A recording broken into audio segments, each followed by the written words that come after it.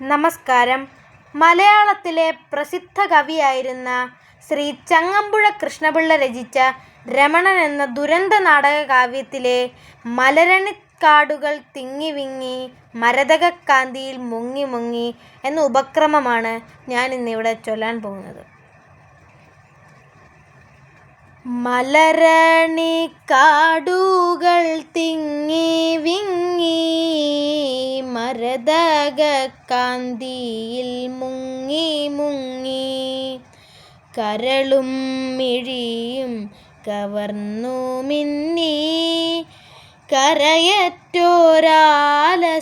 ഗ്രാമഭംഗി പുളകം പോൽ കുന്നിൻ പുറത്തു വീണ പുതുമൂടൽ മഞ്ഞല പുൽകി നീക്കി പുലരോളി മാമല ശ്രേണികൾ തൻ പുറകിലായി വന്നു നിന്നെത്തി നോക്കി എവിടെ തിരിഞ്ഞൊന്നു നോക്കിയാലെന്തവിടെല്ലാം പൂത്ത മരങ്ങൾ മാത്രം.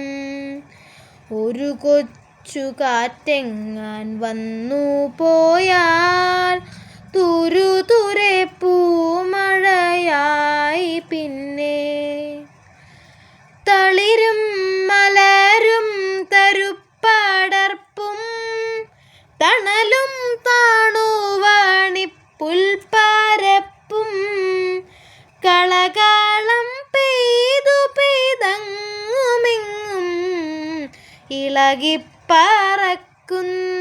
പക്ഷികളും പരിമൃദു കല്ലോല വീണമീട്ടി പതറിപ്പതഞ്ഞു പോം ചോലകളും ഒരു നല്ല ചിത്രം വരച്ച പോലെ വരി വരി നിൽക്കുന്ന കുന്നുകളും പരശത സസ്യവിതാനിതമാം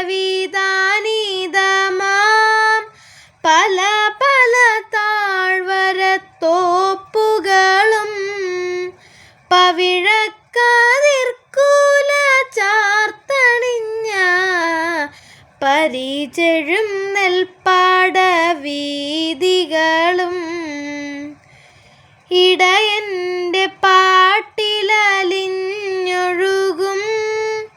തടിനിയും താമരപ്പൊയ്കകളും ഇവയെല്ലാം ആവറും ഗ്രാമരംഗം ഭുവനൈക സ്വർഗമായി തീർത്തിരുന്നു.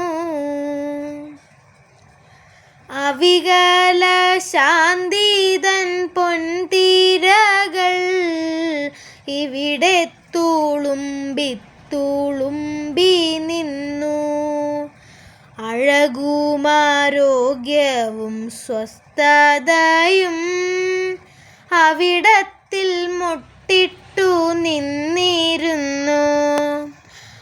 അവിടമൊരൈശ്വര്യ ദേവത തൻ അനഘദേവാലയം ആയിരുന്നു. മതിമമവർണ്ണനം നിങ്ങളൊന്നാ മലനാടു കണ്ടാൽ കൊതിച്ചു പോകും.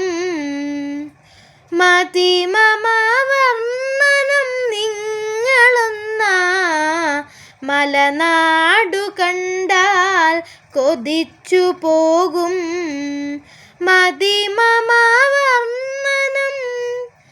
നിങ്ങളൊന്നാ